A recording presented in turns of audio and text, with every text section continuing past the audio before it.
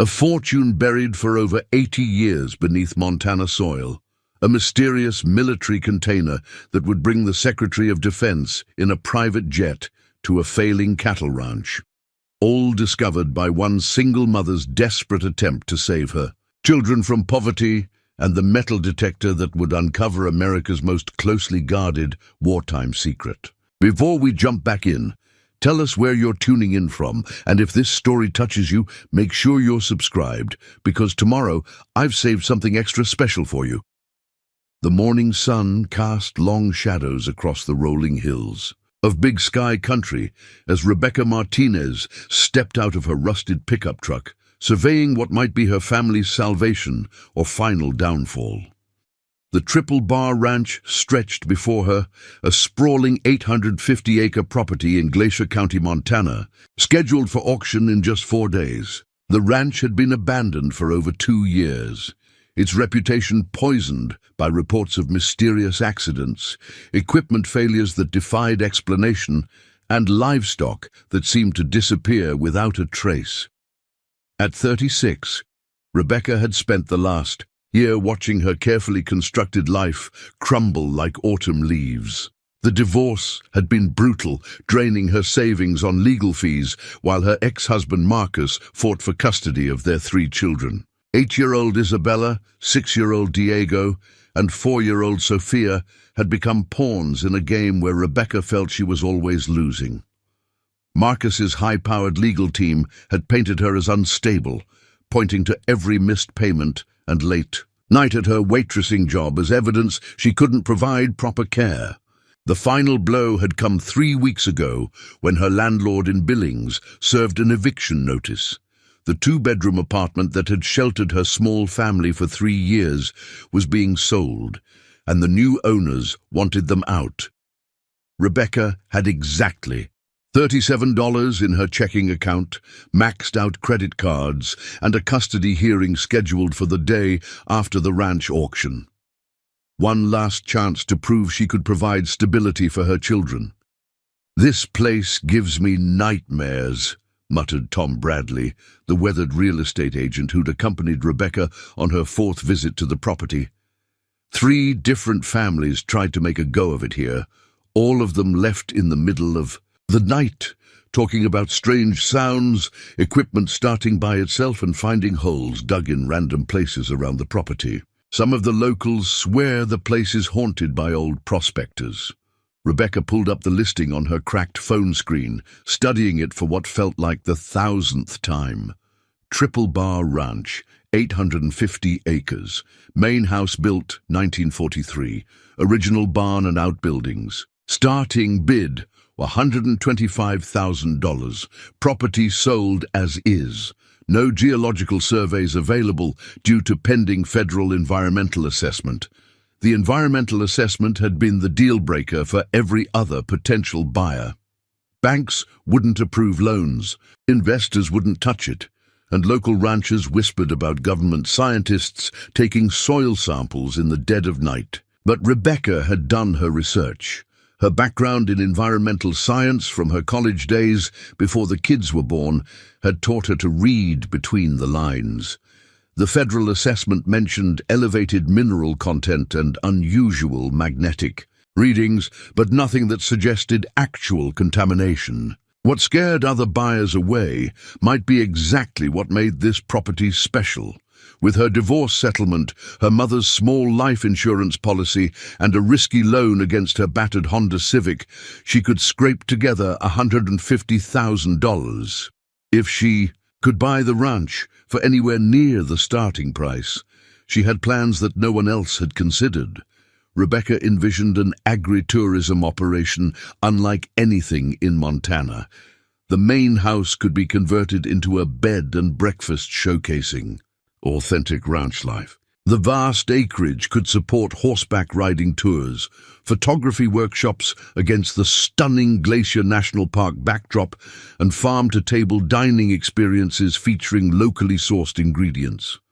She'd already connected with organic farmers in the area and had preliminary agreements with tour companies looking for new destinations.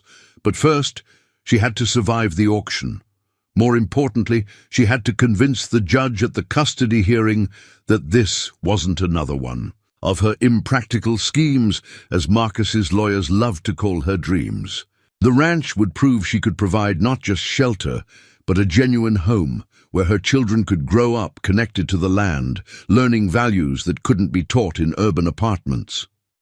The auction day arrived with typical Montana weather, a crisp October morning where you could see your breath and the mountains stood out against an impossibly blue sky. Rebecca sat in the front row of the Glacier County Courthouse, her hands trembling despite her best efforts to project confidence.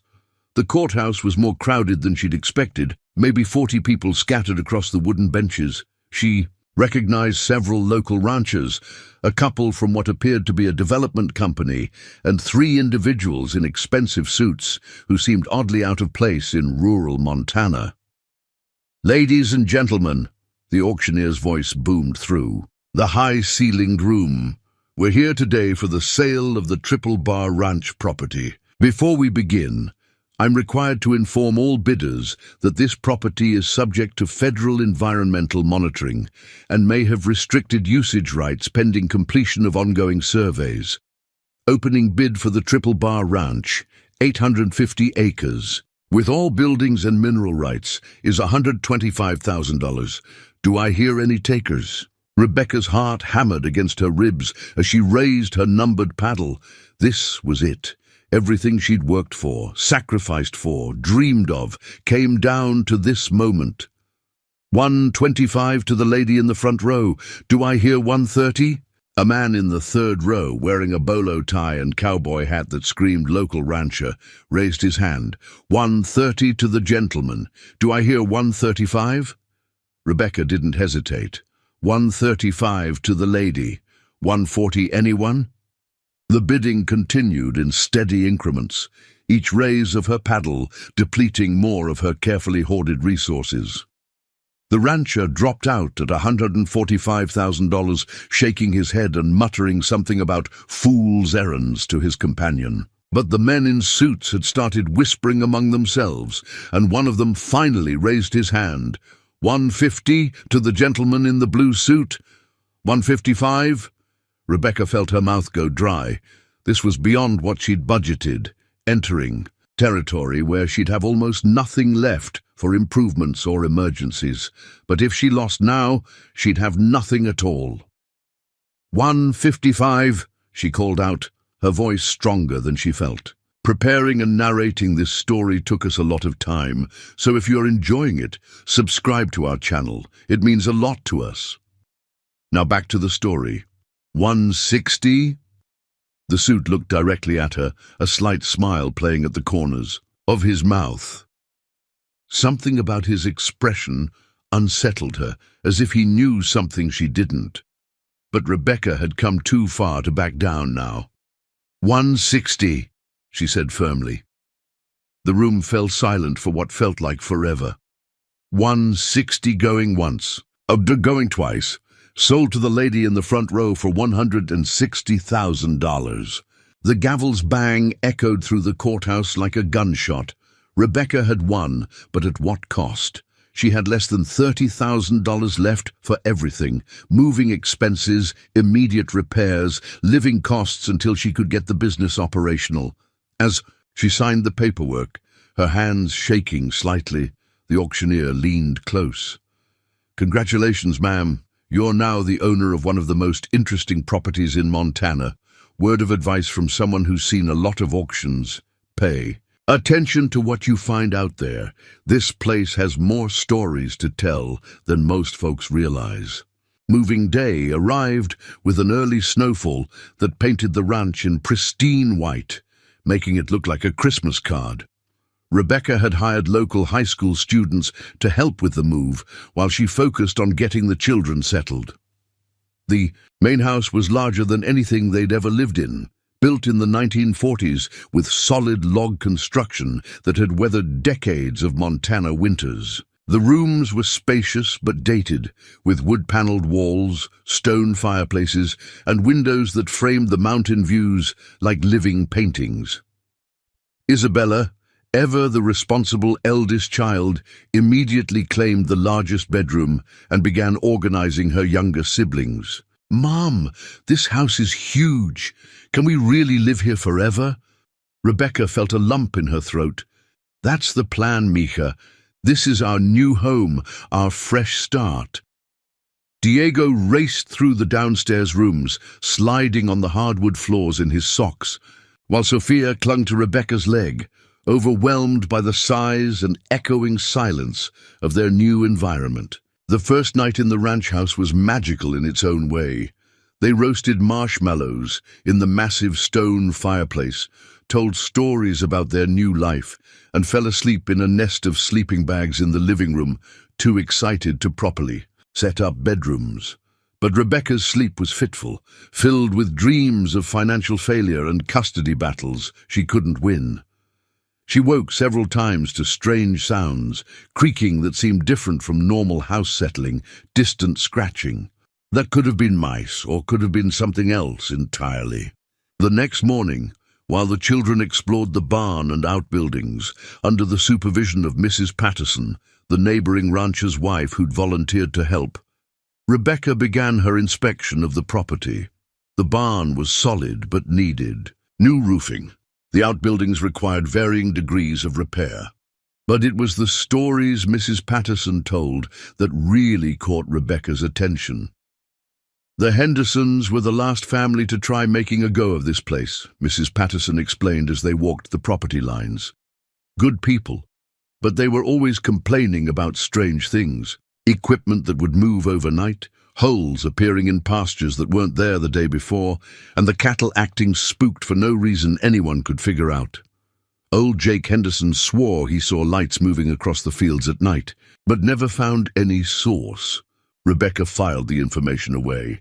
Every old ranch had its ghost stories and unexplained phenomena. What interested her more was Mrs. Patterson's revelation that the previous owners had left behind a storage shed full of equipment, including some unusual items that might prove useful.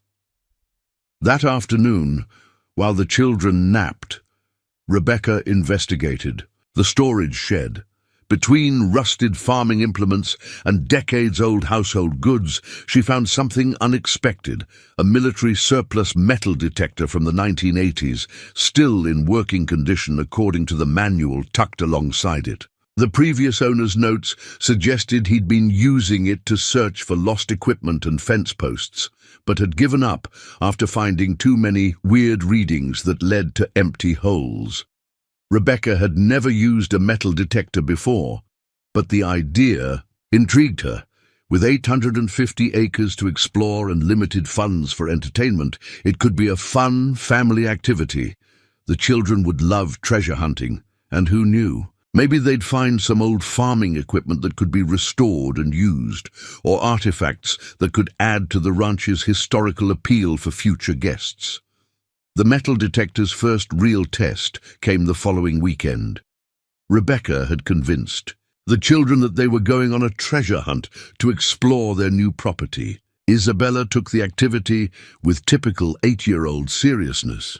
Diego treated it like the greatest adventure ever. And Sophia was content to collect interesting rocks and leaves while the others handled the magic treasure finder. They started near the barn, finding the expected assortment of nails, horseshoes, and fence staples. The detector's different tones began to make sense. High-pitched beeps for small metal objects, deeper tones for larger items, and an unusual warbling sound that the manual suggested indicated multiple metal objects close together. It was this warbling sound that caught Rebecca's attention as they moved into the pasture behind the main house. The detector went crazy in a roughly circular area about 10 feet across, but when they dug down a few inches, they found only dirt. Rebecca was about to give up when Diego, who'd been kicking at the dirt pile, shouted, "Mom, there's something hard here!" Rebecca looked where he was pointing and saw a small section of what appeared to be metal, dull grey and covered with decades of dirt and corrosion. As she carefully brushed away more soil, the metal revealed itself to be part of something larger. a rectangular shape that became more defined with each handful of earth they removed. "What is it, Mommy?" Sophia asked, her 4-year-old curiosity evident in her wide eyes. Rebecca wasn't sure, but her excitement was building.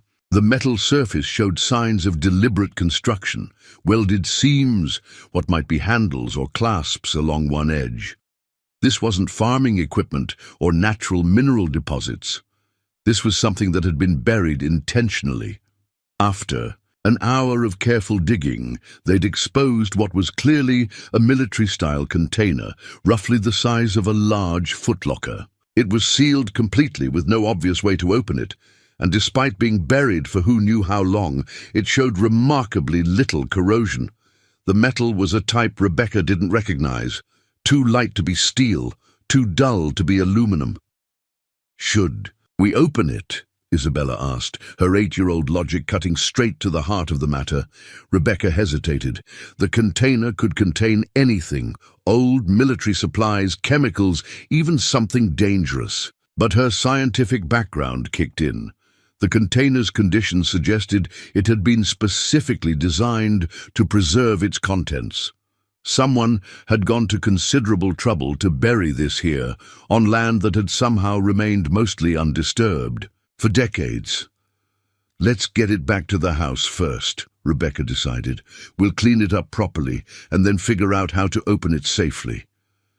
The container was heavier than it looked, requiring all 4 of them to carry it back to the house. As they struggled with their burden, Rebecca couldn't shake the feeling that this discovery was more significant than a simple buried treasure.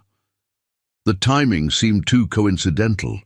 She'd bought this supposedly cursed ranch that others feared, and within days they'd found something that previous owners had missed, despite years of strange occurrences.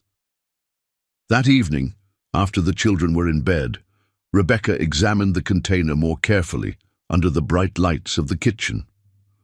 The metal was definitely military grade, and now that it was cleaned of dirt and debris, she could see markings etched into the surface. Numbers that looked like military serial designations, and what appeared to be a date, 1943, the same year the main house had been built. The container had 3 heavy-duty latches, but they were secured with a type of lock Rebecca had never seen before. It wasn't a standard padlock or combination lock, but something that looked more like a puzzle, multiple rotating discs with symbols instead of numbers. She'd need tools, and possibly a locksmith, to open this safely, but her intuition told her that waiting was the right choice. Something this carefully sealed and hidden deserved serious consideration. As she prepared for bed, Rebecca's mind raced. With possibilities, what could someone have buried here in 1943? World War II was raging, and Montana had been home to military training facilities and rumored weapons testing. The Triple Bar Ranch's isolated location would have made it perfect for activities that required secrecy and space. Her dreams that night were filled with soldiers and secrets, buried treasures and family legacies. She woke several times to check on the children, each time glancing toward the kitchen where the container sat like a sleeping giant, waiting to reveal its secrets. Tomorrow, she decided, she'd start making calls to find someone who could help open it safely. But tonight, she simply held the mystery close, savoring the possibility that her desperate purchase of this ranch might have been guided by forces she didn't yet understand. The story was just beginning, and Rebecca had no idea that within days, her quiet life would be shattered by revelations that would challenge everything she thought she knew about her family, her country, and her own destiny. The metal detector had uncovered more than buried metal. It had unearthed a secret that powerful forces had spent decades ensuring stayed buried. And now, whether she knew it or not, Rebecca Martinez had become the guardian of something that could rewrite the history books and change her family's future forever. The peaceful ranch morning, the last one she'd experienced for quite some time, stretched before her with all the promise of a new life beginning. If she could have seen the military vehicles that would arrive by the end of the week, the government officials, who would soon consider her property a matter of national security, she might have reburied the container immediately. But destiny rarely announces itself with such clarity, and sometimes the most ordinary decisions lead to the most extraordinary discoveries. In the kitchen, surrounded by the detritus of their treasure hunt, dirt-caked tools, muddy clothes, and the mysterious container that would soon change everything, Rebecca felt something she hadn't experienced in years, hope tinged with anticipation. The ranch wasn't just their new home, it was becoming their gateway to an adventure none of them could have imagined. And in the morning, that adventure would truly begin. The following morning brought more than just October sunshine streaming through the ranch house windows. Rebecca woke to the sound of her phone buzzing insistently on the nightstand, an unknown number displaying on the cracked screen. For a moment, she considered ignoring it. Telemarketers and debt collectors had been her constant companions during the divorce proceedings, but something about the early hour and the persistent ringing made her answer. "Ms. Martinez? This is Dr. Sarah Chen from the Montana Historical Preservation Society.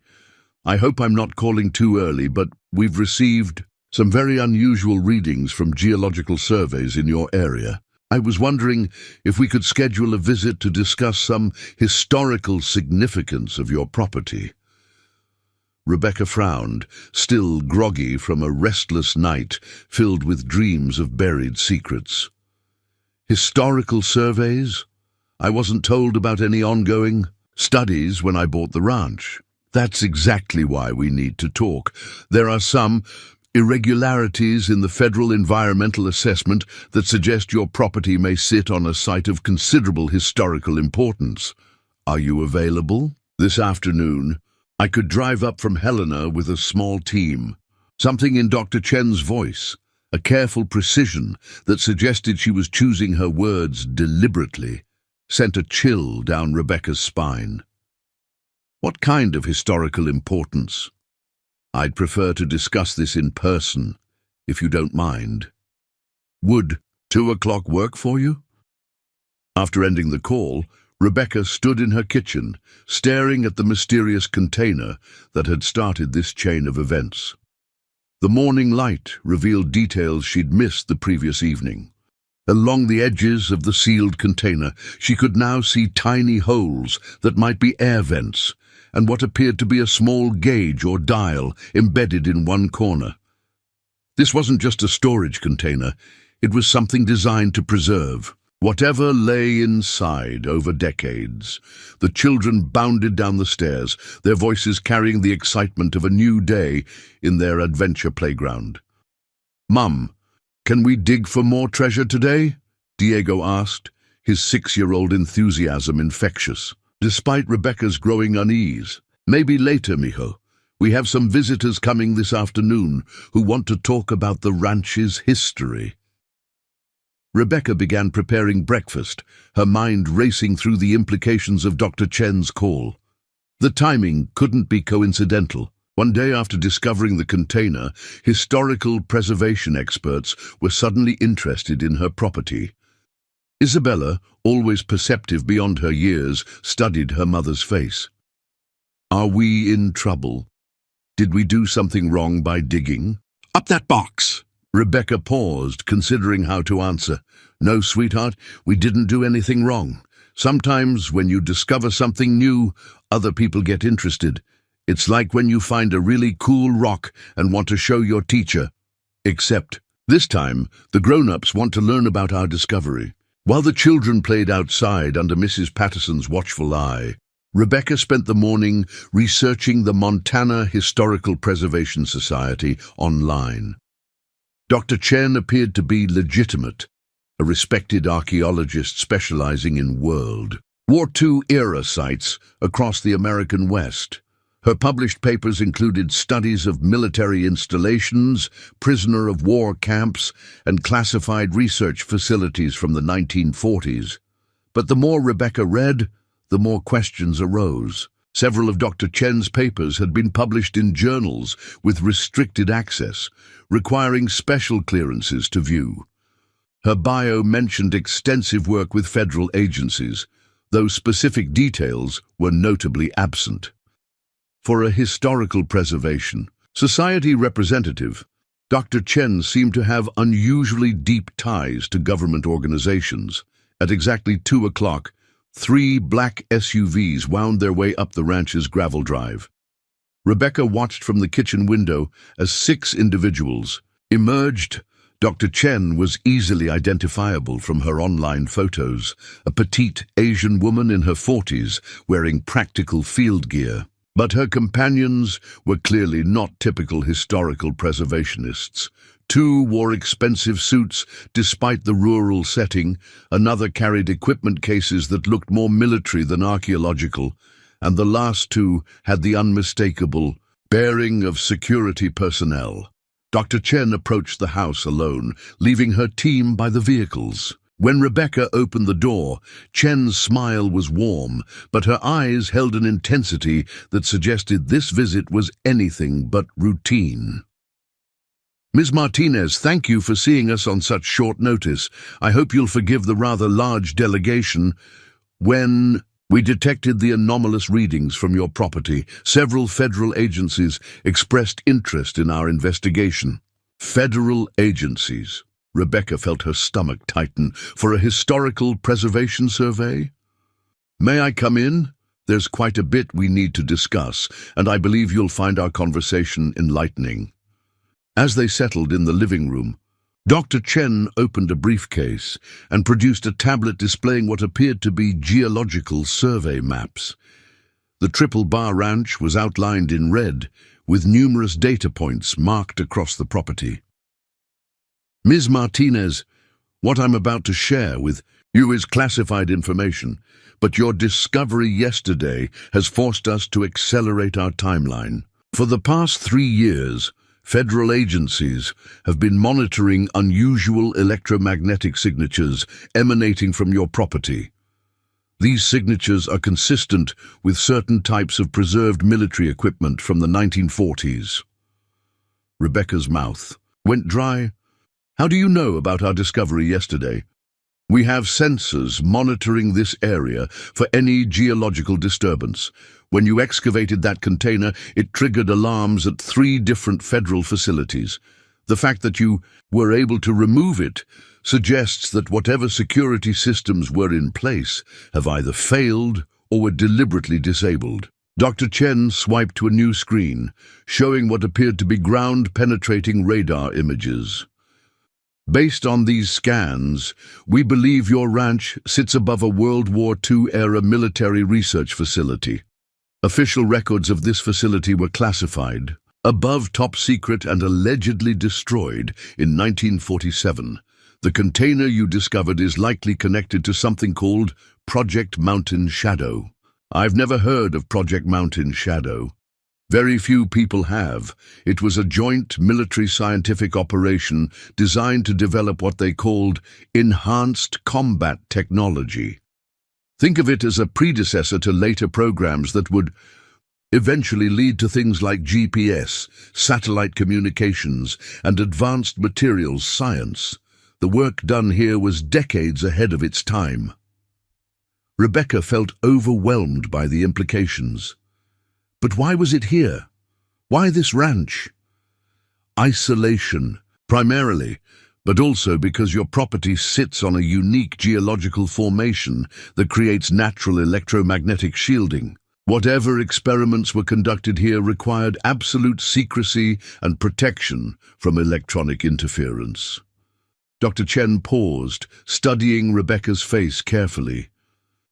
"There's something else, Ms. Martinez. According to our records, this property was originally purchased in 1942 by Diego Martinez, a military contractor and engineer.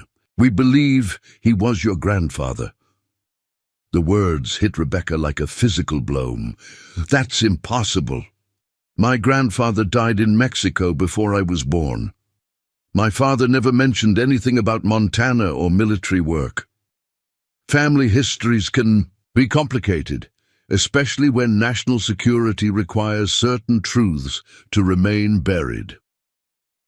Diego Martinez was recruited by the military specifically because of his expertise in metallurgy and his ability to maintain absolute discretion. When Project Mountain Shadow was terminated, he was relocated under a new identity as part of a witness protection program. Dr. Chen produced a photograph from her briefcase, a black and white image of a man in military uniform standing beside what was clearly the Triple Bar Ranch's main house, though it looked newly constructed. The man's features were unmistakably similar to Rebecca's own father and to her children. "This changes everything," Rebecca whispered, her mind reeling with questions. "If my grandfather worked here, if this was his project, then the container likely contains either his personal research notes or something he was specifically instructed to preserve. The security measures built into that container suggest whatever's inside was considered vital to national interests." The afternoon dissolved into a whirlwind of revelations and procedures. Dr. Chen's team, revealed to be a joint operation between the Department of Defense, the National Archives, and Homeland Security, began establishing a temporary command center in Rebecca's barn. Sophisticated equipment appeared as if from nowhere. Computers, communications gear, and devices Rebecca couldn't begin to identify. The mysterious container was moved to a specially constructed examination area where technicians began the delicate process of attempting to open it without damaging its contents. Dr. Chen explained that the lock mechanism appeared to be more than just security. It seemed designed to preserve internal atmospheric conditions and protect against electromagnetic interference. "Your grandfather was brilliant," Dr. Chen told Rebecca as they watched the technicians work.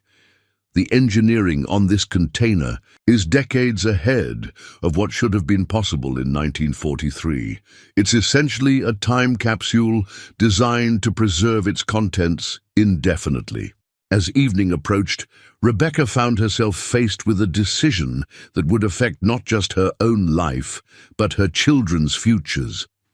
Dr. Chen had explained that opening the container would likely trigger a series of federal investigations and security protocols. The ranch would remain under government oversight for an unknown period, though the family would be compensated and allowed to stay on the property. "What happens to our normal life?" Rebecca asked, watching her children play in the yard, oblivious to the momentous changes swirling around them. "That depends on what we find in the container," Dr. Chen replied honestly. "Your grandfather's work was revolutionary. If his research notes are inside, they could advance current technology by years or even decades. But there are also security implications. Other nations would be very interested in obtaining this information." That night, Rebecca lay awake listening to unfamiliar sounds. Generators humming, radio chatter from the command center, the soft footsteps of security personnel making rounds.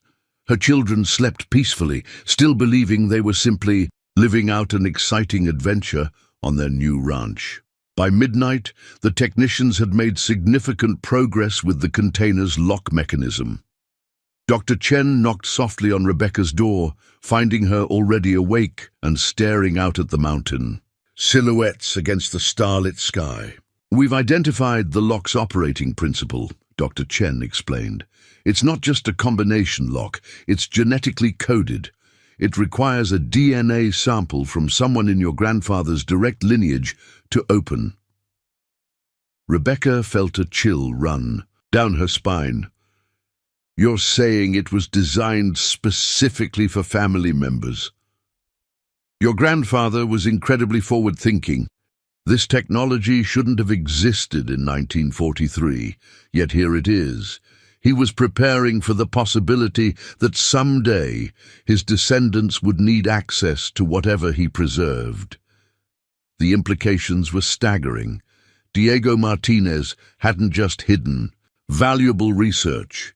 He'd created a genetic legacy that would impact his granddaughter decades later. The ranch purchase that Rebecca had seen as her last desperate hope was actually a fulfillment of plans set in motion before she was born. Dawn brought renewed activity as additional federal personnel arrived to prepare for the container's opening. Rebecca had agreed to provide the DNA sample needed for the lock, but only after securing guarantees about her family's safety and their right to remain on the ranch. Dr. Chen had proven surprisingly sympathetic to Rebecca's concerns. "You're not just a custodian of this discovery," she'd explained. "You're the rightful heir to your grandfather's work. This container and whatever it contains belongs to your family, as much as it belongs to the government." As Rebecca watched the final preparations, her phone rang again. The caller ID showed Marcus, her ex-husband. The custody hearing was scheduled for tomorrow, and she hadn't had time to properly prepare her defense. How could she explain that she'd moved to a ranch that was now under federal investigation?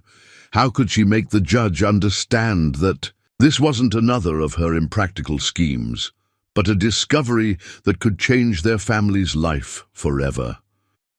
"Rebecca, I'm calling about tomorrow's hearing." Marcus's voice carried its usual tone of condescension. "I hope you realize that moving the kids to some isolated ranch in Montana just proves my point about your instability." "Marcus, I can't really talk right now. Something important is happening here." "More important than our children's custody?" "Rebecca, the judge is already skeptical about your financial situation. Don't make this worse by missing the hearing for one of your projects." Rebecca looked at the container, surrounded by federal agents and scientists, knowing that whatever was inside could provide for her children's future in ways Marcus's corporate salary never could. But she also knew that explaining the situation would sound like the desperate fantasy of someone trying to avoid responsibility. "I'll be there, Marcus. And when this is all over, I think you'll understand why this ranch was the best decision I ever made." "Dean." As the technicians made final adjustments to their equipment, Rebecca gathered her children to explain what was about to happen. Isabella, Diego, and Sophia listened with wide eyes as she told them they were about to open a treasure box that their great-grandfather had left for them, a gift from the past that might help build their future. The moment of truth arrived with surprising quietness. After Rebecca placed her hand on the genetic scanner, the container's complex locks disengaged with a soft hiss of equalizing pressure. Dr. Chen and her team lifted the heavy lid, revealing contents that had been sealed in darkness for over 80 years. Inside lay items that defied explanation. Documents in multiple languages, photographs of technology that looked decades ahead of its time, small metal devices that seemed to pulse with their own energy, and a leather journal with Diego Martinez's name embossed on the cover. Dr. Chen lifted the journal carefully, her hands trembling slightly. "Ms. Martinez, I think your grandfather's legacy is about to rewrite several chapters of military history, and your family's story is just beginning." As experts began cataloging the container's contents, Rebecca realized that her desperate purchase of a failing ranch had led to something far greater than financial security or even a family home. She'd uncovered a bridge between past and future, a technological inheritance that could transform not just her children's lives, but humanity's understanding of what was possible. The custody hearing tomorrow seemed almost trivial compared to the magnitude of what surrounded her. But Rebecca knew that protecting her children, ensuring they could grow up to inherit and understand their great-grandfather's legacy, was more important than any scientific discovery. Standing in her newly transformed ranch house, watching federal agents treat her kitchen table as a command center, Rebecca felt a strange sense of completion. The ranch hadn't just provided shelter, it had connected her to a family history she'd never known existed. Her grandfather's foresight had reached across decades to guide his granddaughter to exactly where she needed to be, exactly when she needed to be there. The adventure was just beginning, and Rebecca sensed that the true magnitude of her discovery was yet to be revealed. But for now, surrounded by the tools of modern science, unlocking secrets from the past, she felt something she hadn't experienced in years, the absolute certainty that everything was going to be all right. The morning of the custody hearing arrived with an unprecedented snowfall that transformed the ranch into a crystalline wonderland. Rebecca stood at her kitchen window, watching federal agents in winter gear carefully documenting each item from her grandfather's container while her children built snow angels in the yard, blissfully unaware that their lives had become the center of a national security investigation. Dr. Chen approached with a steaming cup of coffee and an expression that mixed excitement with concern. "Rebecca, we've made some extraordinary discoveries overnight. Your grandfather's journal contains blueprints for technology that's only now becoming feasible. Quantum computing principles, advanced materials that took our scientists until the 1980s to develop, and communication systems that predict satellite technology by decades." Rebecca accepted the coffee gratefully, her mind still reeling from the magnitude of revelations. "But I have to leave for the courthouse in 2 hours. How do I explain to a judge that my children should live here in the middle of a federal investigation?"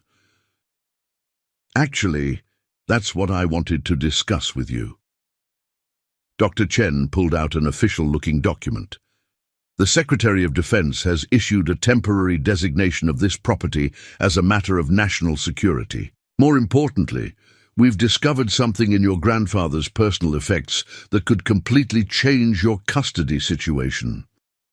Dr. Chen opened a weathered manila envelope and removed a series of photographs showing Diego Martinez with various military and civilian officials. Among them was a black and white image of him shaking hands with a man in an expensive suit outside the ranch house. Written on the back in faded ink, "D. Martinez with Attorney General Thompson, 1945, securing family protection protocols." "Your grandfather didn't just work on classified projects," Dr. Chen explained. "He negotiated unprecedented legal protections for his family. According to these documents, any direct descendant living on this property has certain federal guarantees regarding custody and family integrity, specifically designed to protect children of government contractors from being used as leverage against their parents." Rebecca felt her heart skip. "Are you saying the government can intervene in my custody case?" "I'm saying your grandfather's foresight extends beyond technology. He understood that families of people working on sensitive projects needed special protections. These legal frameworks were tested in family courts throughout the 1950s and 1960s, always successfully. The implications were staggering. Diego Martinez had not only created a technological legacy, but had built legal safeguards to protect his descendants. Rebecca's desperate purchase of the ranch hadn't just uncovered scientific treasures, it had activated protections her grandfather had put in place over 80 years ago. As Rebecca prepared for court, her phone rang with a call that would change everything. "Ms. Martinez, this is General Patricia Hawkins, Joint Chiefs of Staff. I understand you have a custody hearing today regarding your children. I want you to know that the United States military considers your family's well-being a matter of national importance." General Hawkins' words carried weight that transcended typical bureaucratic assurances. "Your grandfather's research has implications for current defense initiatives worth billions of dollars. More importantly, his personal documentation includes explicit instructions that his descendants should be protected and supported in raising their children on this property. We are prepared to provide testimony at your hearing today." Rebecca had to sit down. "General, are you saying the military will support my custody case?" "Ms. Martinez, your grandfather anticipated this scenario. His legal contracts with the government included provisions specifically designed to ensure his grandchildren could grow up on this ranch, protected from external pressures that might compromise the family's connection to his work. Your ex-husband's legal team may have money, but they don't have the full weight of federal law backing them.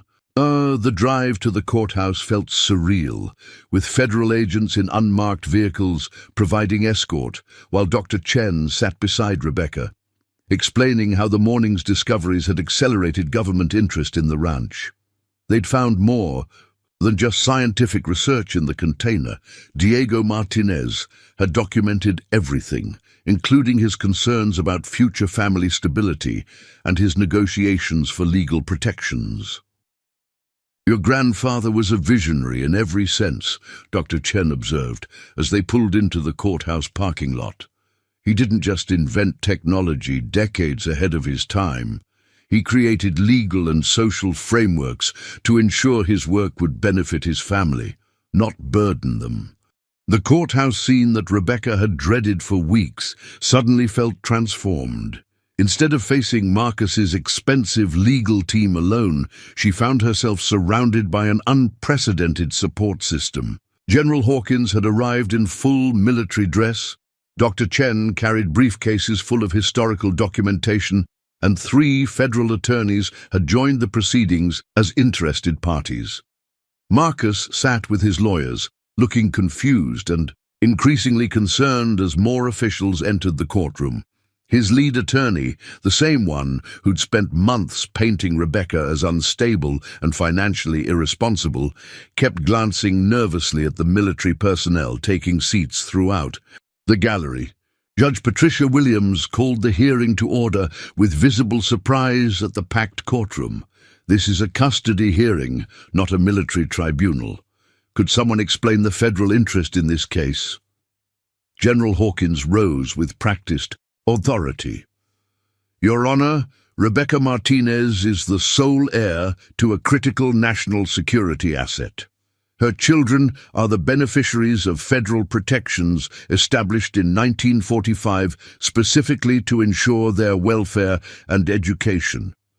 The United States government has a vested interest in maintaining family stability in this case. Marcus's attorney objected immediately. Your Honor, this is clearly a desperate attempt to influence the court with government intimidation. Ms. Martinez has shown consistent financial instability and poor decision-making. Objection noted but overruled, Judge Williams interrupted. General Hawkins, please elaborate on these federal protections. Dr. Chen stood and presented the court with copies of Diego Martinez's legal documentation. Your Honor, Diego Martinez negotiated unprecedented family protection clauses in his government contracts. These include federal guarantees of financial support, educational resources, and legal assistance for any descendants living on the designated property. The property Ms. Martinez recently purchased is that exact location. The courtroom atmosphere shifted as Judge Williams reviewed the documents. Rebecca watched her ex-husband's confidence evaporate as the scope of the situation became clear. This wasn't just about her ability to provide for their children. It was about a legacy of protection and opportunity that Marcus's corporate salary could never match. When called to testify, Rebecca spoke not just as a divorced mother fighting for her children, but as someone who discovered her family's true history. Your Honor, when I bought the ranch, I thought I was just trying to give my children a home. What I discovered was that I was returning to land my grandfather had specifically prepared for his descendants. My children aren't just living in a house I bought. They're inheriting opportunities their great-grandfather created specifically for them. General Hawkins provided testimony that left the courtroom in stunned silence. Diego Martinez's research had contributed to technologies now worth hundreds of billions to the defense industry. The educational trust he'd established, activated by Rebecca's return to the ranch, would provide full college funding for all 3 children at any institution in the world. Furthermore, General Hawkins continued, the security arrangements around this property ensure the children will grow up in one of the safest environments in Montana, with access to educational resources and career opportunities most families could only dream of. Marcus took the stand, looking pale and uncertain. His attorney's questions about Rebecca's financial stability seemed suddenly irrelevant in the context of federal backing and inherited wealth. When asked about his ability to provide similar opportunities, Marcus could only cite his corporate, middle management position and suburban stability. The judge's decision was swift and decisive. Given the extraordinary circumstances and federal guarantees presented, I find that the children's best interests are clearly served by remaining with their mother on the ranch property. Moreover, the specialized educational and security benefits available there far exceed anything Mr. Martinez could provide. Full custody is awarded to Rebecca Martinez, with supervised visitation rights granted to the father. Outside the courthouse, Rebecca felt a mix of relief and disbelief. Her children would stay with her, the ranch was officially secure, and their future was brighter than she'd ever imagined possible. Marcus approached as federal vehicles prepared to escort Rebecca back to the ranch. Rebecca, I had no idea about your family's background. The kids will be better off with you. I can see that now. His humility surprised her. I'm sorry for making this so difficult. I guess I was just scared of losing them completely. You're not losing them, Marcus, Rebecca replied, feeling a generosity of spirit she hadn't expected. You're their father, and they love you. This just means they'll grow up with opportunities neither of us could have provided alone. You can visit the ranch any time. There's plenty of room. The drive back to the ranch felt like a victory parade. Dr. Chen filled Rebecca in on additional discoveries made while they were in court. The container had held more than just documents and devices. It contained detailed plans for educational programs Diego Martinez had envisioned for his descendants, complete with funding mechanisms and partnerships with leading universities. Your grandfather essentially created a multi-generational scholarship program, Dr. Chen explained, not just for your children, but for their children as well. He wanted to ensure that financial constraints never limited his family's potential. Back at the ranch, Rebecca found her children playing with some of the federal agents, who had apparently been teaching them basic scientific principles using simplified versions of their equipment. Isabella was conducting an experiment with electromagnetic readings. Diego was learning about geology from soil samples. And Sophia was drawing pictures of the science people who had made their homes so interesting. Mrs. Patterson, who had been watching the children during the hearing, beamed with pride. Rebecca, dear, you've done something remarkable. Your children will grow up knowing their great-grandfather's legacy, understanding that they're part of something bigger than themselves. As evening settled over the ranch, Dr. Chen gathered the family in the living room for a special announcement. Based on our analysis of your grandfather's work, the government is establishing a permanent research station here at the ranch. It'll be disguised as an agricultural research facility, but it will allow us to continue developing the technologies he pioneered. She continued, more importantly, your family will be the civilian liaisons for this facility. This means stable income, educational opportunities for the children, and a chance to be involved in cutting-edge research that could benefit millions of people. Rebecca looked at her children, who were listening intently, despite not fully understanding the implications. What would that mean for our daily lives? It means this ranch becomes a model for how military research can coexist with family life. Your children will grow up exposed to science and technology, but in a natural, wholesome environment. They'll have the best of both worlds, rural Montana upbringing with access to resources typically available only in major metropolitan areas. Dr. Chen pulled out architectural plans showing how the ranch would be modified. The barn would house research, equipment and laboratories, but designed to maintain its external appearance. Underground facilities would provide additional space while preserving the ranch's historical character. Living areas for visiting scientists would be built to look like additional outbuildings, typical of working ranches. Your grandfather's vision was always about balance, Dr. Chen explained, advancing human knowledge while protecting human values. This research station will embody that philosophy. That night, after the federal teams had secured their equipment and the children were asleep, Rebecca stood on her porch, looking out at land that now hummed with purpose beyond her wildest imagination. The failing ranch that everyone else had avoided had become the center of scientific innovation, historical preservation, and family legacy. General Hawkins had left her with a personal letter from the Secretary of Defense, officially welcoming her family into what they called the Civilian Science Corps, a program inspired by her grandfather's vision of integrating cutting-edge research with stable family environments. The letter included details about educational stipends, healthcare guarantees, and career opportunities for all three children that would ensure they could pursue any field they chose.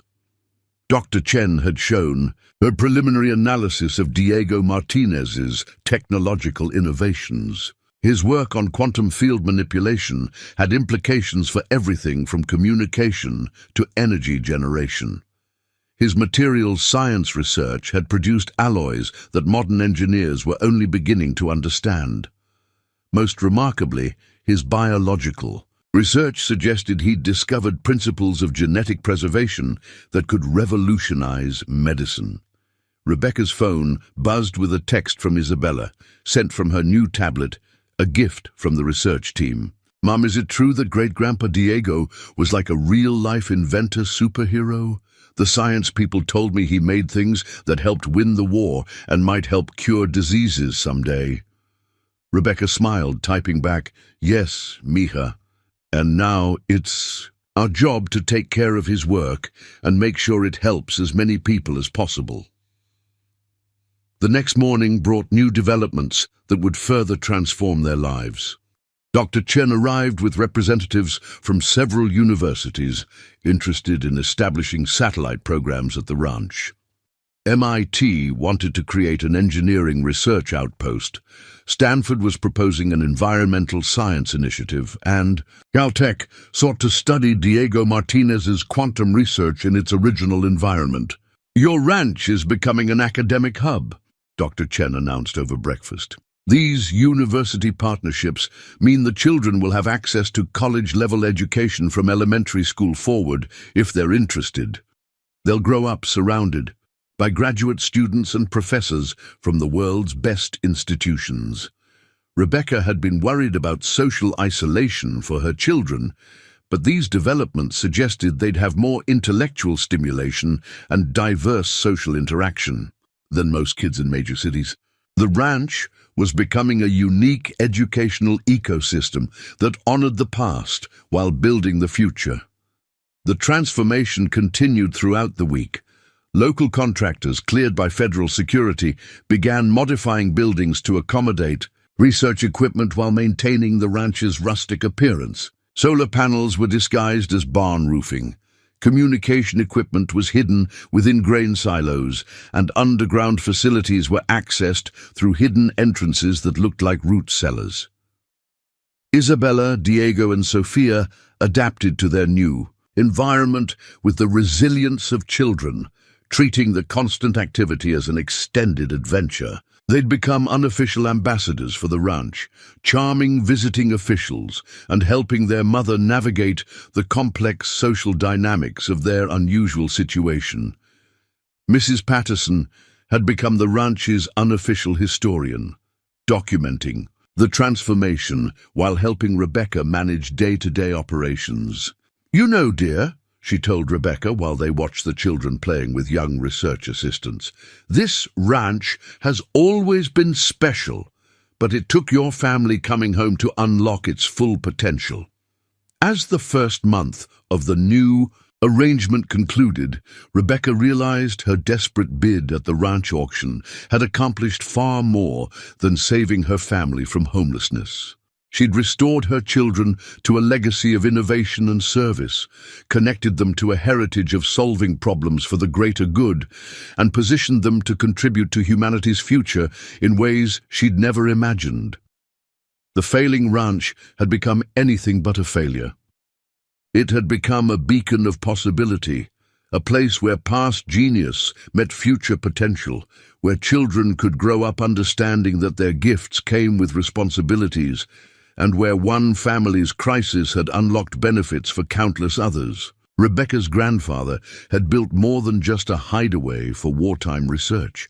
He'd created a time capsule of human ingenuity, a genetic and legal legacy that would protect and empower his descendants, and a model for how science and family could thrive together. The metal detector had uncovered more than a buried container. It had revealed a roadmap for turning devastating personal circumstances into opportunities for generational impact. Standing in her transformed kitchen, surrounded by federal communication equipment disguised as vintage appliances, Rebecca felt a profound sense of completion. The ranch hadn't just given her children a home, it had given them a mission, a legacy, and a future limited only by their own imagination and dedication to serving something greater than themselves. 6 months after the discovery that changed everything, Rebecca stood in what was now officially designated as the Diego Martinez Research Center, watching her children demonstrate quantum field detection principles to a delegation of international scientists. The failing ranch had transformed into something unprecedented, a fusion of cutting-edge research facility, working ranch and family home that was redefining how science could integrate with everyday life. Isabella, now 9, had become the unofficial interpreter between the research teams and visiting officials, her natural gift for languages, enhanced by access to linguists from around the world. She could explain complex scientific concepts in 3 languages and had recently presented her own research project on electromagnetic field variations to a symposium of graduate students via video conference. The morning brought news that would elevate their story to an entirely new level.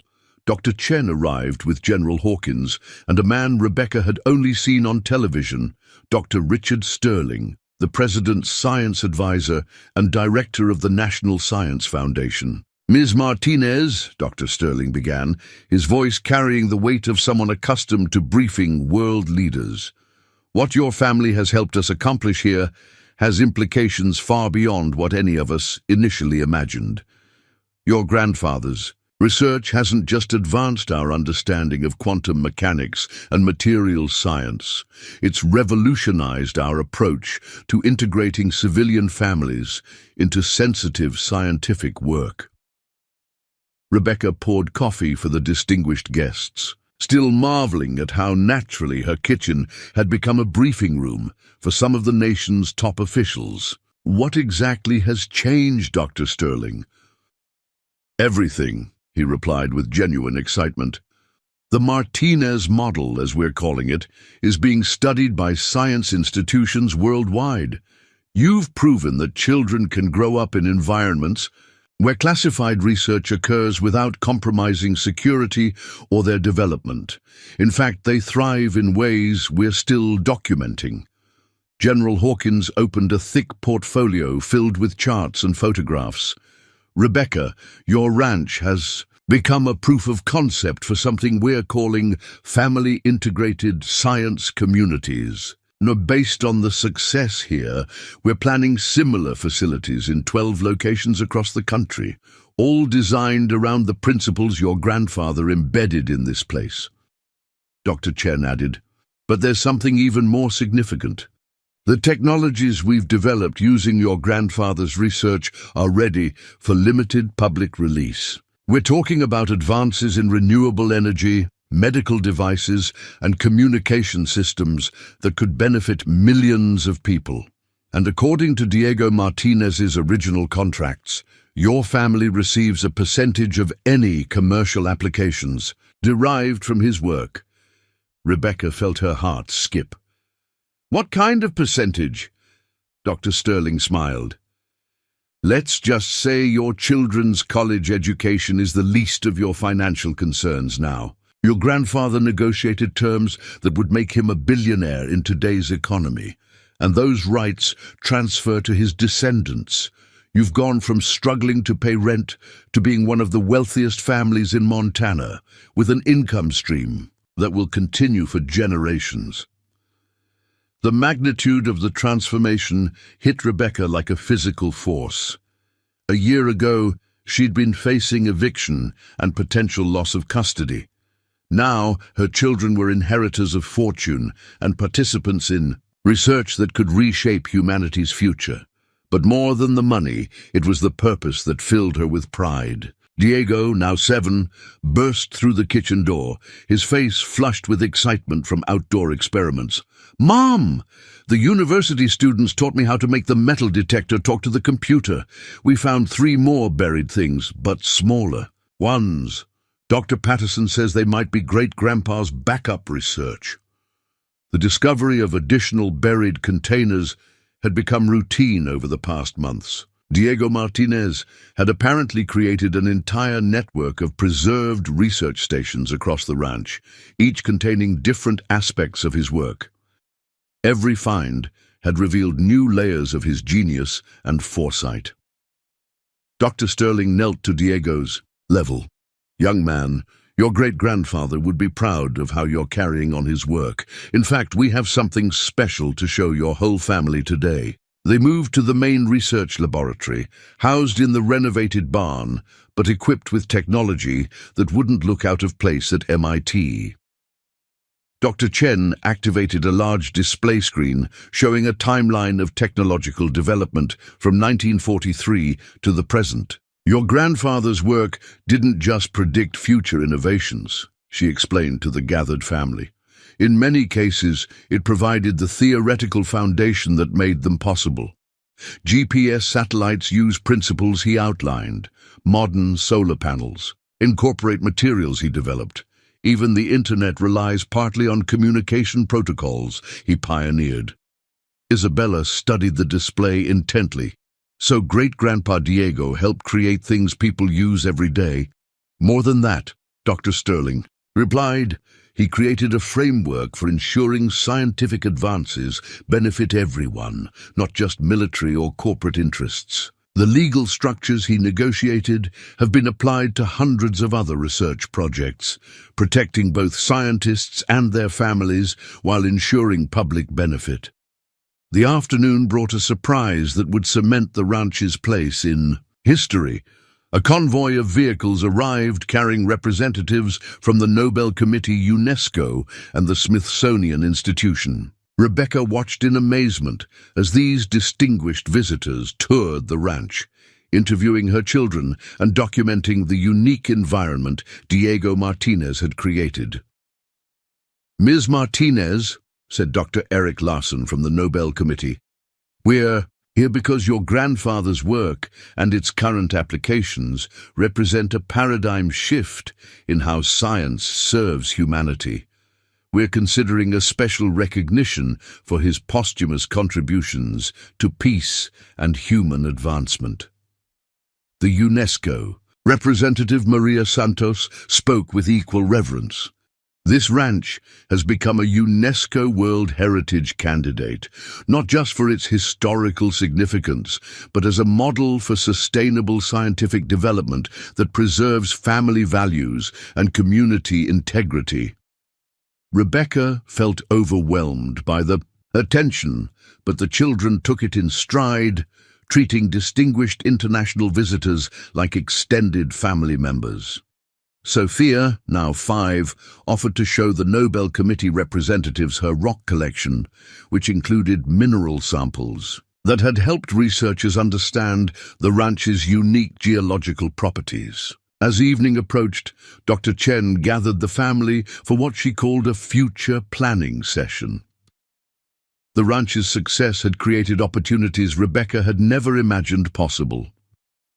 Several major universities want to establish permanent branches here, Dr. Chen explained. Harvard is proposing a school of applied physics. Oxford wants to create an American campus focused on historical sciences. And Tokyo University is interested in joint quantum research initiatives. She continued, but beyond education, there are humanitarian applications. Your grandfather's medical research notes have led to breakthrough treatments for genetic disorders. His environmental science work could revolutionize how we address climate change. His materials research has applications in everything from spacecraft to prosthetic devices. General Hawkins presented the family with an official document.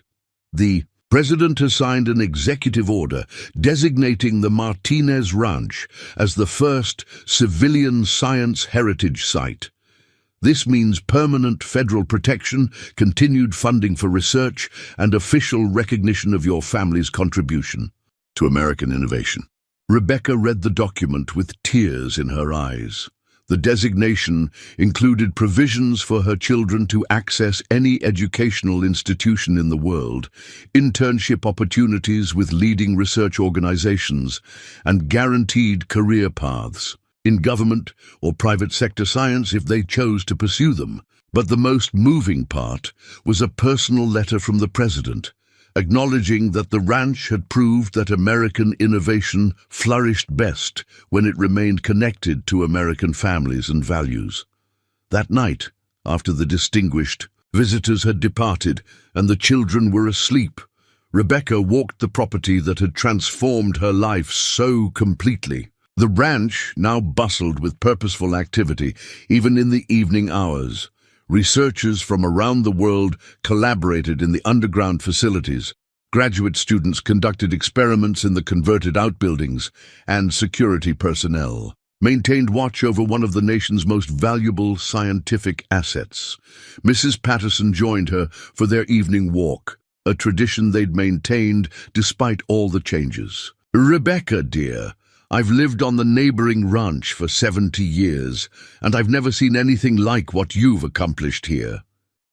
"I didn't accomplish this," Rebecca replied. "I just showed up at the right time.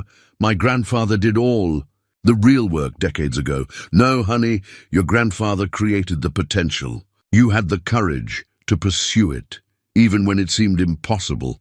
That's what makes this place special. It requires both vision and valor to unlock its secrets." They paused near the memorial garden that had been created around the spot where the first container was discovered.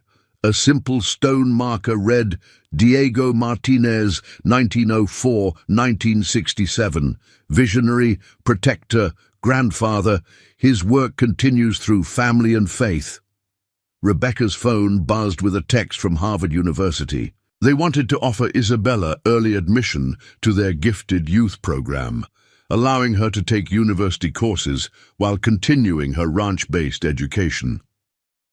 Stanford was making similar overtures for Diego's mathematical abilities, and several children's research institutes had expressed interest in Sophia's intuitive understanding of electromagnetic patterns. The choices ahead seemed limitless, but Rebecca felt grounded by her grandfather's example. He had balanced tremendous scientific achievement with deep commitment to family welfare. She would ensure her children had the same foundation. Extraordinary. Opportunities built on ordinary values like hard work, service to others, and staying connected to the land and community that had shaped them.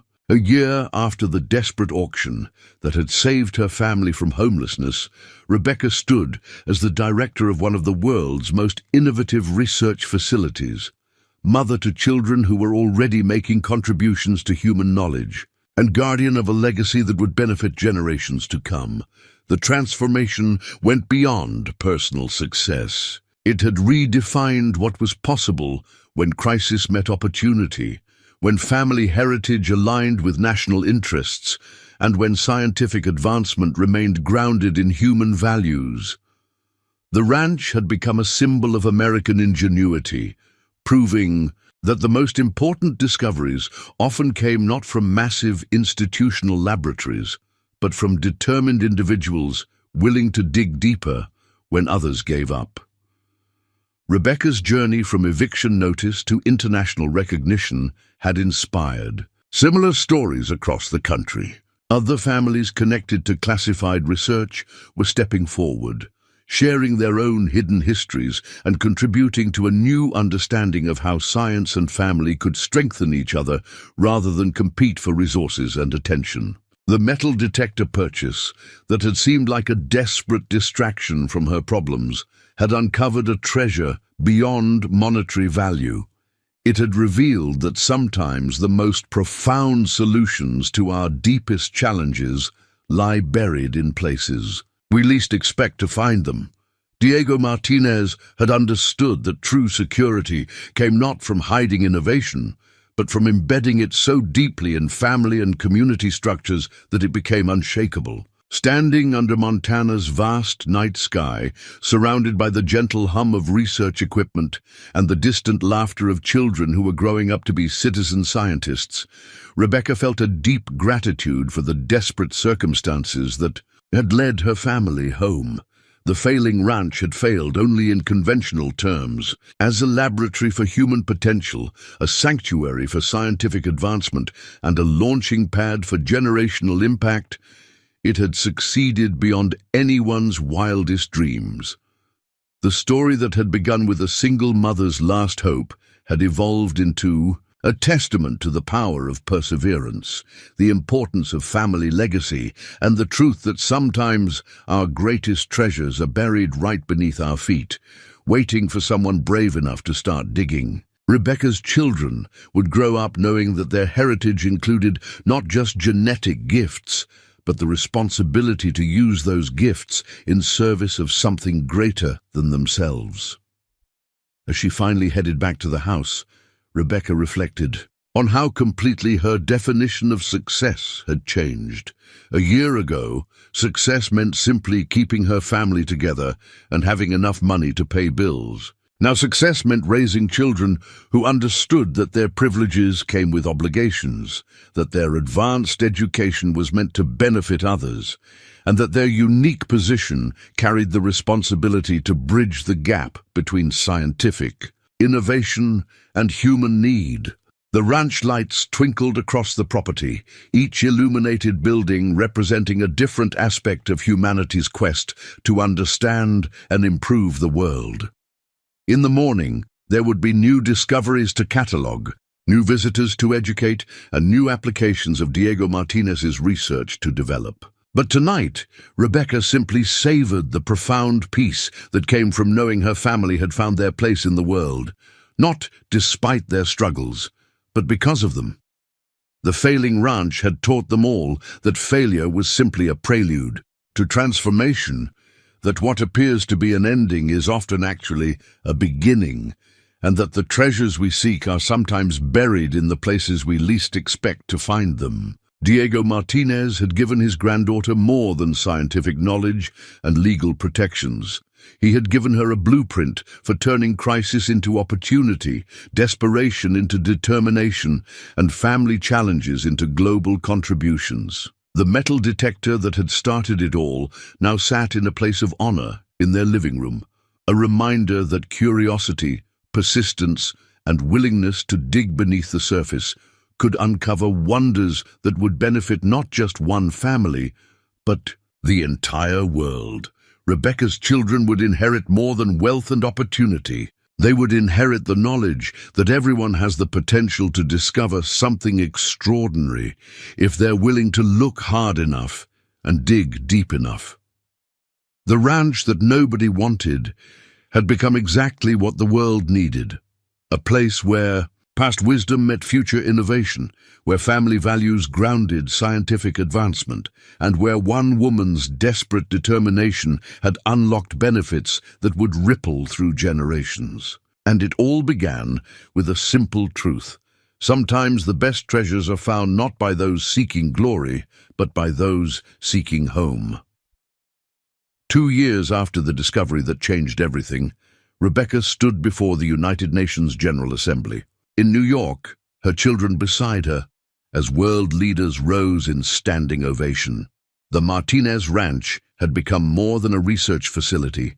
It had sparked a global movement that was reshaping how humanity approached scientific advancement, family welfare, and international cooperation.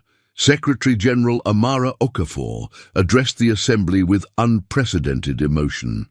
The Martinez model has proven that the greatest scientific breakthroughs come not from isolation and secrecy, but from integration with human values, family bonds, and community strength. What began as one mother's desperate attempt to save, her family has evolved into humanity's blueprint for ethical scientific progress. Rebecca had never imagined her ranch would become the subject of international treaties and diplomatic discussions. But Diego Martinez's research had applications far beyond what anyone initially understood. His quantum field manipulation theories had led to clean energy breakthroughs that could power entire cities without environmental impact. His biological research had resulted in treatments that effectively cured 3 previously fatal genetic disorders. Most remarkably, his social integration protocols had become the foundation for a new United Nations initiative, the Global Family Science Partnership. The program, now active in 47 countries, established research communities where families could live and work alongside scientists, creating environments where innovation thrived through human connection rather than despite it. The Martinez Ranch served as the flagship example, training new community leaders and hosting delegations from every continent. Isabella, now 11, had become the youngest person ever invited to address the UN about science education. Her speech, delivered in fluent English, Spanish, French, and Mandarin, captivated delegates from around the world. "My great-grandfather taught us that science isn't just about discovering how things work," she told the Assembly. "It's about making those discoveries work for everyone. When I conduct experiments in our lab, I don't just ask, 'How does this happen?' I ask, 'How can this help people?' But that's what makes our ranch special. We remember that every equation has human faces behind it." The applause that followed lasted for 5 minutes, with several delegates visibly moved to tears. Diego, now 9, had prepared a demonstration of the quantum communication devices developed from their great-grandfather's notes, showing how families separated by continents could share not just words, but emotional resonance through advanced technological meditation. But it was 5-year-old Sophia's contribution that truly stole the show. She had developed, with help from ranch researchers, a simple method for teaching electromagnetic field sensitivity to other children. Her magic feeling games had been translated into dozens of languages and were being used in schools worldwide to help children develop intuitive understanding of scientific principles. The week in New York wasn't just ceremonial. Rebecca met with heads of state, Nobel laureates, and technology leaders who wanted to expand the Martinez model globally. The ranch's success had attracted investment from governments and philanthropists eager to replicate its unique blend of scientific advancement and family-centered community. Dr. Chen, now director of the Global Family Science Initiative, presented Rebecca with statistics that seemed almost impossible to believe. "The 12 research communities we've established using your ranch as a model have produced more breakthrough innovations in 2 years than most traditional research institutions accomplish in decades. Children growing up in these environments are showing accelerated development in critical thinking, empathy, and creative problem-solving." The most profound validation came from Dr. Yuki Tanaka, Japan's Minister of Science and Technology, who had visited the ranch 6 months earlier. With his own family, "My children learned more about physics in 1 week at your ranch than in 2 years of traditional schooling." But more importantly, they learned that science is meant to serve humanity, not the other way around. That perspective is what's missing from conventional education. Rebecca's transformation from struggling single mother to internationally recognized advocate for ethical science had been documented in books, films, and academic studies. But what moved her most were the personal stories, letters from families around the world who had found hope in her example, children who had been inspired to pursue science because they saw it could coexist with family values and communities that had been revitalized by establishing their own family-integrated research centers. The ranch itself continued evolving in remarkable ways. The underground facilities now extended for miles, housing collaborations between universities and research institutions from 6 continents. Above ground, it remained a working ranch where children rode horses, tended gardens, and learned practical skills alongside theoretical knowledge. Recent discoveries had revealed that Diego Martinez's preparations went even deeper than anyone imagined. Ground-penetrating radar had identified an entire network of sealed chambers containing different aspects of his research. Each new find expanded understanding of his vision. He hadn't just preserved individual discoveries, but had created a comprehensive system for sustained innovation over generations. The most recent discovery had been the most astounding. While building expanded facilities for the Child Development Program, construction crews had uncovered a chamber containing what appeared to be Diego Martinez's master plan, detailed blueprints for exactly the kind of global scientific community that was now emerging around his work. Dr. Sterling, who had become a regular visitor and close family friend, studied the newly discovered documents with amazement. Your grandfather didn't just anticipate future technology. He predicted how human society would need to evolve to handle that technology responsibly. This is unprecedented in the history of science. The blueprints included designs for educational systems that blended traditional academics with hands-on research, governance structures that ensured scientific advancement remained democratically accountable, and social protocols that protected both innovation and family integrity. It was as if Diego Martinez had envisioned the exact challenges the world would face in the 21st century and provided detailed solutions. International media attention had initially worried Rebecca, but the coverage had been overwhelmingly positive. Major documentaries had showcased how the ranch balanced cutting-edge research with down-to-earth family life. The children had appeared on global television programs, demonstrating how scientific principles could be taught through play and exploration rather than rote memorization. Time magazine had named the Martinez family Persons of the Year, citing their role in proving that humanity's greatest challenges require solutions that honor both technological advancement and human bonds. The cover story featured a photo of all 3 children working together on a quantum physics experiment while their mother looked on with pride. But perhaps the most meaningful recognition came from an unexpected source. Dr. Elena Rodriguez, a researcher who had spent her entire career studying Diego Martinez's work through government archives, arrived at the ranch with a revelation that would provide new insight into the family's legacy. "I've spent 20 years analyzing your grandfather's work through classified documents," she told Rebecca over dinner in the ranch house that had become famous worldwide. "But it wasn't until I met your family that I understood his true genius. He wasn't just a scientist, he was a social architect who understood that knowledge without wisdom is dangerous, and wisdom without family is empty." Dr. Rodriguez had brought with her recently declassified correspondences between Diego Martinez and other scientific luminaries of his era. The letters revealed his growing concerns about scientific research, becoming disconnected from human values, and his determination to create a model that future generations could follow.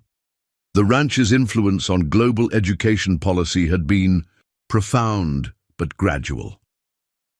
Countries around the world were implementing curriculum reforms based on the Martinez method, education that integrated scientific learning with practical applications, ethical considerations, and community engagement. Test scores were rising, but more importantly, children were developing more creative and compassionate approaches to problem solving. Rebecca had been appointed to UNESCO's Commission on Science and Human Development, where she advocated for policies ensuring that technological advancement remained grounded in human welfare. Her experiences had taught her that the most important innovations occurred when brilliant minds were supported by strong families and ethical communities. The financial aspects of the ranch's success continued to evolve in extraordinary ways. Patent royalties from Diego Martinez's research had established trust funds not just for his biological descendants, but for families across the global network of research communities. The wealth was being used to expand educational opportunities, fund humanitarian applications of the research, and support families transitioning into science-based communities. Isabella had announced her intention to study biomedical engineering with the goal of applying her great-grandfather's biological research to develop treatments for rare childhood diseases. Diego was gravitating toward environmental science, fascinated by how the ranch's unique ecosystem could be replicated to create sustainable communities worldwide. Sophia, despite her young age, showed remarkable intuition for the intersection of technology and human psychology. The children's academic achievements were remarkable. All three were working at levels years beyond their age groups, but what impressed educators most was their emotional intelligence and collaborative skills. They had learned to see science as a collective human endeavor rather than individual competition. Mrs. Patterson, now in her 80s but energized by the ranch's transformation, had become something of a celebrity herself. Her oral history, project documenting the community's evolution, had been published internationally, and she regularly hosted delegations of grandparents from other family science communities who wanted to learn from her experience. The secret, she would tell, visitors, isn't in the fancy equipment or the famous scientists. It's in remembering that every breakthrough starts at a kitchen table, in conversations between parents and children who believe that understanding the world is worth the effort. The ranch's meditation and mindfulness programs, developed by integrating Diego Martinez's research on consciousness with modern neuroscience, had been adopted by schools and corporations globally. The techniques helped people of all ages develop better focus, emotional regulation, and creative thinking, skills essential for both scientific research and everyday life. Rebecca often reflected on how her journey had evolved from personal desperation to global leadership. The custody battle that had once kept her awake with worry seemed like ancient history. Marcus had become a regular visitor to the ranch, learning alongside his children and developing his own appreciation for their unique lifestyle. Their divorce's bitterness had transformed into collaborative co-parenting, grounded in shared amazement at their children's opportunities. The ranch hosted delegations from developing nations seeking to establish their own family science communities. Each visit resulted in new partnerships and adapted models that honored local cultures while implementing Diego Martinez's core principles.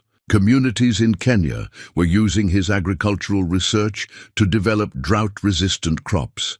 Villages in Nepal were applying his telecommunications theories to connect remote areas with global knowledge networks. As Rebecca prepared for yet another international conference, this time in Geneva, to discuss establishing a global treaty on family-integrated science, she marveled at how completely her understanding of success had transformed. The desperate Woman who had bid on a failing ranch to avoid homelessness had become someone whose decisions influenced international policy and whose family's example inspired millions. The evening before their departure for Switzerland, the family gathered in the ranch house's kitchen for what had become a cherished tradition, sharing discoveries from the day and discussing how they might benefit others. This simple practice, rooted in Diego Martinez's notes about the importance of daily reflection, had been adopted by family science communities worldwide. Isabella reported on her collaboration with researchers at Johns Hopkins, where she was developing modified versions of their great-grandfather's biological compounds for treating pediatric autoimmune disorders. Diego shared his work with environmental scientists from Oxford, using ranch data to model sustainable communities for regions affected by climate change. Sophia, with the unique perspective of a 7-year-old genius, had suggested improvements to the child education programs that had impressed developmental psychologists from around the world. Rebecca watched her children's animated discussions with profound gratitude. They were growing up not just as inheritors of scientific knowledge, but as citizens of the world who understood that privilege came with responsibility. Their great-grandfather's legacy had given them opportunities beyond most people's dreams, but it had also instilled in them the understanding that those opportunities were meant to serve others. The ranch's influence continued expanding in unexpected directions. Artists and musicians were collaborating with scientists to find new ways of expressing scientific concepts through creative media. The Martinez Symphony, composed by a team of musicians and physicists working together, used sound frequencies based on electromagnetic patterns from the ranch to create music that actually helped listeners develop heightened sensitivity to natural energy fields. Religious leaders from various faiths had visited the ranch and found profound spiritual dimensions to Diego Martinez's approach to science. His integration of scientific inquiry with respect for mystery and wonder had created dialogue between scientific and spiritual communities that had been separated for centuries. As the family boarded their private jet, another consequence of the ranch's success that still felt surreal to Rebecca, she reflected on a conversation with a young journalist who had asked her to define the Martinez miracle. "It's not a miracle," she had replied. "It's what happens when you stop running from your challenges and start digging deeper to find the opportunities hidden beneath them." My grandfather knew that the greatest discoveries aren't just about understanding how the universe works. They're about understanding how we can work together within the universe to create something better for everyone. The plane lifted off from the small airport near the ranch, giving them an aerial view of the property that had transformed from a failing ranch into a global beacon of hope. The buildings sparkled in the setting sun. Electromagnetic fields shimmered visibly in the unique atmospheric conditions, and the land stretched out like a testament to what became possible when crisis met preparation, when family bonds strengthened, scientific advancement, and when one person's desperate determination unlocked benefits for all humanity. Looking down at the ranch that had saved her family and inspired the world, Rebecca smiled with the knowledge that their story was far from over. Each day brought new discoveries, new collaborations, and new evidence that Diego Martinez's greatest invention hadn't been any single device or theory. It had been a way of living that proved science and humanity were stronger together than apart. The ranch continued to attract visitors, researchers, and dreamers from around the world, all seeking to understand and replicate the magic that happened when brilliant minds were nurtured by strong families in communities dedicated to serving the greater good. The legacy would continue through Isabella, Diego, Sophia, and the thousands of children growing up in family science communities worldwide, all learning that the most important treasures are often buried in the most unlikely places. waiting for someone brave enough to dig, wise enough to preserve them, and generous enough to share them with the world. 5 years later, Rebecca stood on the observation deck of the International Space Station, watching Earth rotate slowly beneath her feet.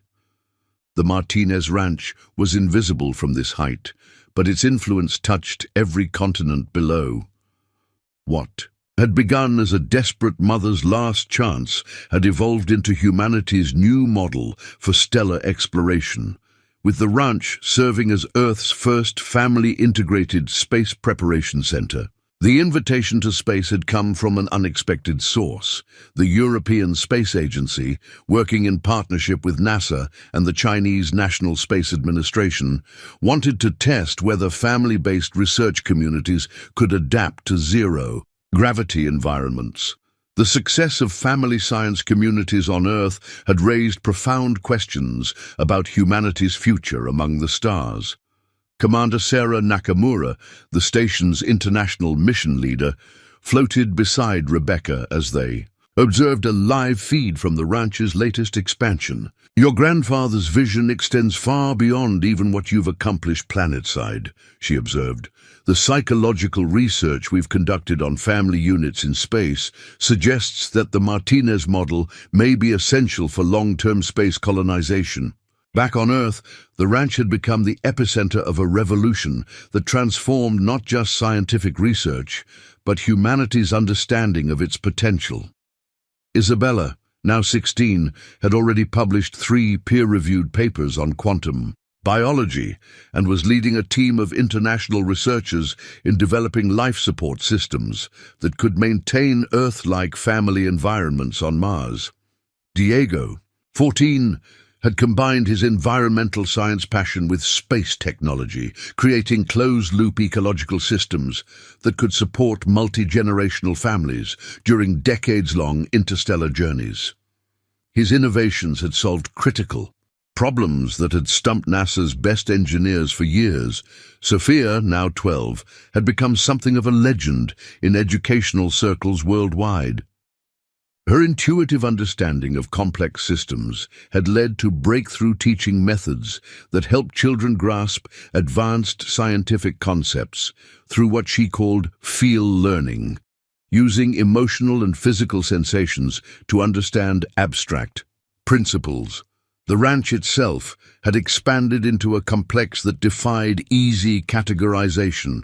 Part research facility, part educational institution, part diplomatic center, and part spaceport, it hosted over 10,000 permanent residents from 70 countries. The underground facilities now extended for dozens of miles, creating an entire subterranean city dedicated to developing technologies for humanity's future among the stars. Dr. Chen, now Director General of the Global Space Family Initiative, had traveled to the space station to brief Rebecca on the latest developments. "The 12 Mars habitat prototypes we've built using ranch technology are exceeding all expectations," she reported. "Families living in these simulated environments for up to 2 years show no signs of the psychological deterioration that plagued earlier long-duration space missions. The breakthrough that had made family space travel viable came from an unexpected source: Sophia's research into emotional field dynamics. She had discovered that Diego Martinez's electromagnetic studies included principles for maintaining psychological well-being in isolated environments. His research suggested that certain electromagnetic frequencies could enhance family bonding and reduce stress-related disorders during extended space travel. Great-grandpa Diego somehow knew that humanity would need to travel to the stars as families, not as individual explorers, Sophia had explained to a gathering of space agency officials. His notes include detailed plans for maintaining what he called human coherence fields during long journeys through space. The implications were staggering. Previous space exploration had operated on military or scientific expedition models, separating families for years at a time.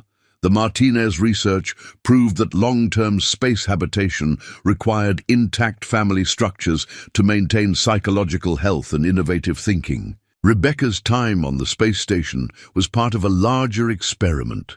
The ranch had developed technologies that could create Earth-like environmental and social conditions in space, and they needed to test whether families could thrive in these artificial environments for extended periods.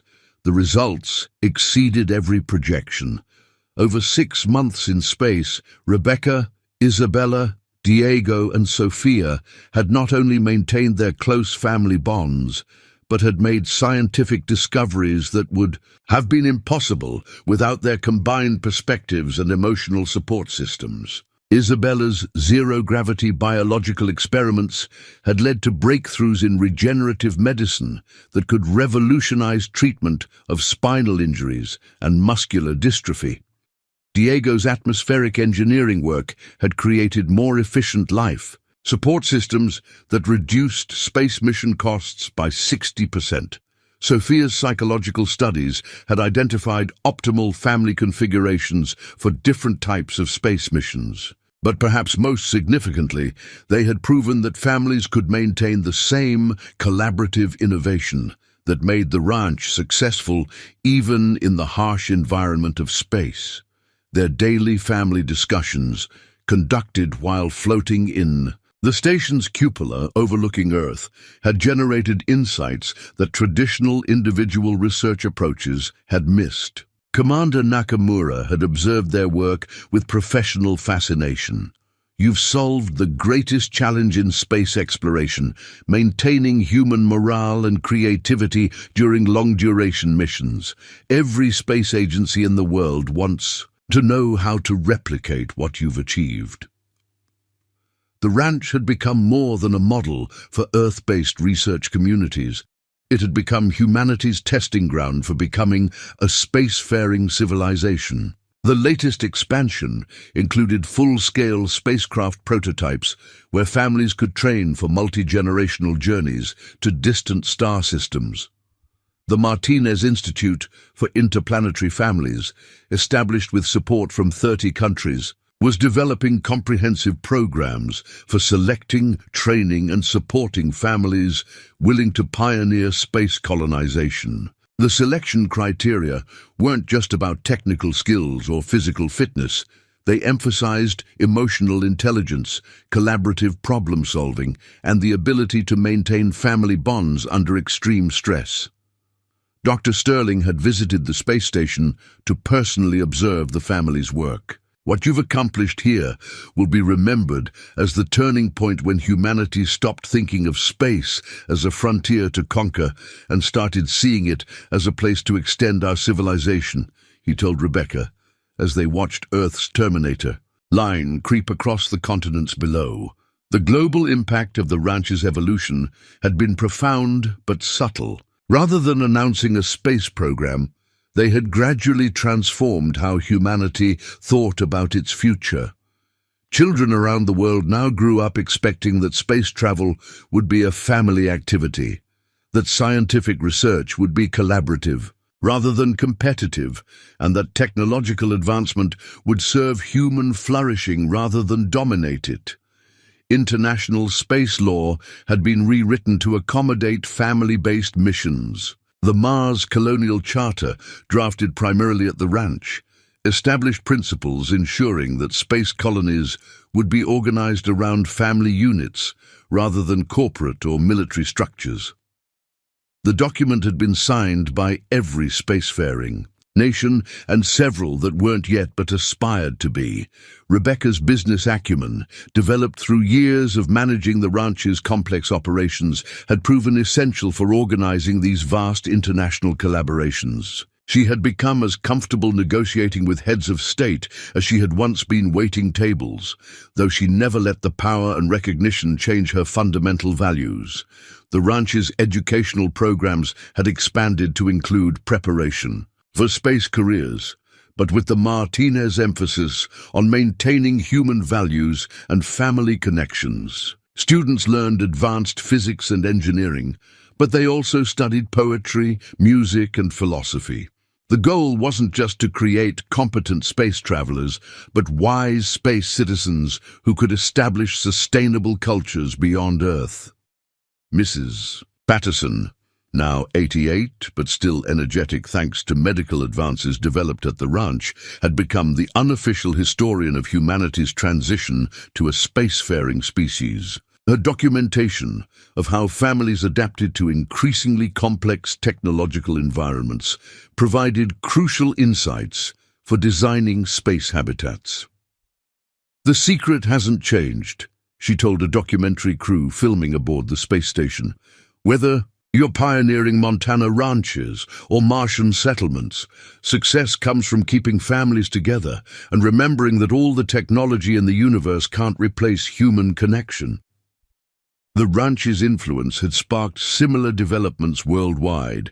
Africa's first family science space center had been established in Kenya, developing unique approaches to space agriculture based on indigenous farming wisdom combined with quantum physics.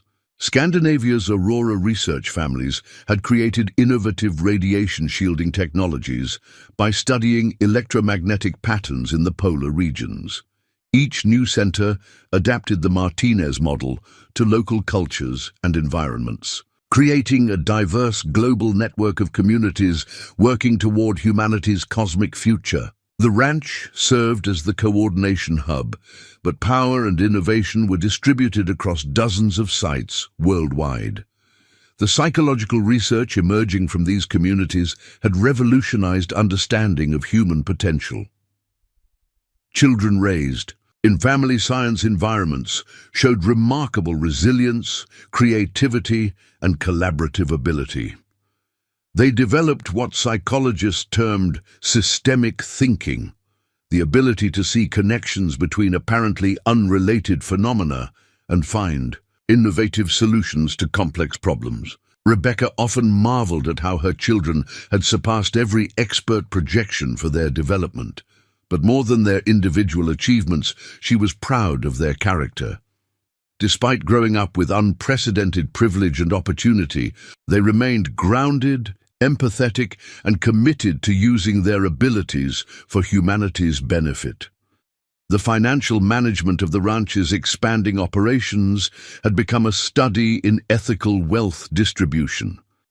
Rather than accumulating riches, the Martinez family had created systems that continuously redirected resources toward expanding opportunities for other families. The ranch operated on what Diego had called generative economics, wealth that created more wealth for others rather than concentrating in private hands.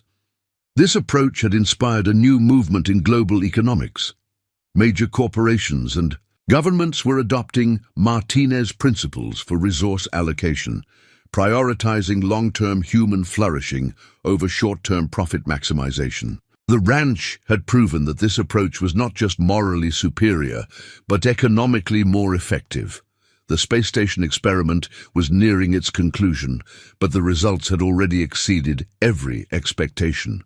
The family had demonstrated that complex space missions could be conducted by intact family units with superior results compared to traditional crew configurations. Their work had laid the foundation for humanity's first permanent family-based space colonies. As Rebecca prepared for their return to Earth, she reflected on how completely her definition of home had evolved. The ranch would always be their anchor, but they had proven that families could create the conditions for human flourishing anywhere, in underground laboratories in Earth orbit, or eventually on distant worlds. Isabella had been accepted to an unprecedented joint doctoral program that would allow her to complete her dissertation while participating in the first crewed mission to Jupiter's moons. Diego was designing the agricultural systems for Mars Colony 1, scheduled to accept its first permanent families within the decade. Sophia had been invited to establish educational programs for the Lunar Research Station, where children born in space would need specialized learning approaches. The trajectory of their lives seemed almost impossibly ambitious, but the ranch had taught them that extraordinary achievements became possible when families supported each other and worked toward goals that benefited everyone. They weren't just space pioneers. They were ambassadors for a new way of human existence that honored both technological advancement and timeless values. Commander Nakamura had asked Rebecca to record a message for future space families, knowing that their success would inspire thousands of others to accept the challenges of establishing human civilization among the stars. To families who will carry humanity to distant worlds, Rebecca began, floating in the cupola with Earth's majesty as her backdrop. Remember that your greatest asset isn't the technology that takes you there, or the skills you've learned. It's the love and commitment you share with each other. Every challenge becomes manageable, every discovery more meaningful when families face the universe together. As their spacecraft prepared for the journey back to Earth, Rebecca felt a deep sense of completion mixed with anticipation. They weren't returning to the same ranch they had left. They were coming home to a community that had evolved even further. During their absence, to new discoveries that would push humanity's boundaries further still. The failing ranch that had once represented her last hope had become humanity's launching pad to the stars. But more than that, it had proven that the oldest human institution, the family, was also the key to humanity's newest adventure. The metal detector that had started everything now sat in the Smithsonian, but its true legacy lived on in families across Earth and beyond, still digging, still discovering, still proving that the most valuable treasures are those we share with the people we love. The ranch would continue growing, both into the Earth's depths and toward the cosmos above, but its fundamental mission remained unchanged, proving that human achievement reached its highest expression when brilliant minds were nurtured by loving families in communities dedicated to serving all of humanity. As they descended through Earth's atmosphere, the ranch visible again in the distance, Rebecca knew that their greatest discoveries still lay ahead. In the infinite space where science met family, where technology served humanity, and where one determined mother's desperate hope had become the foundation for civilization among the stars. Up next, you've got two more standout stories right on your screen. If this one hit the mark, you won't want to pass these up. Just click and check them out. And don't forget to subscribe and turn on the notification bell so you don't miss any upload from us.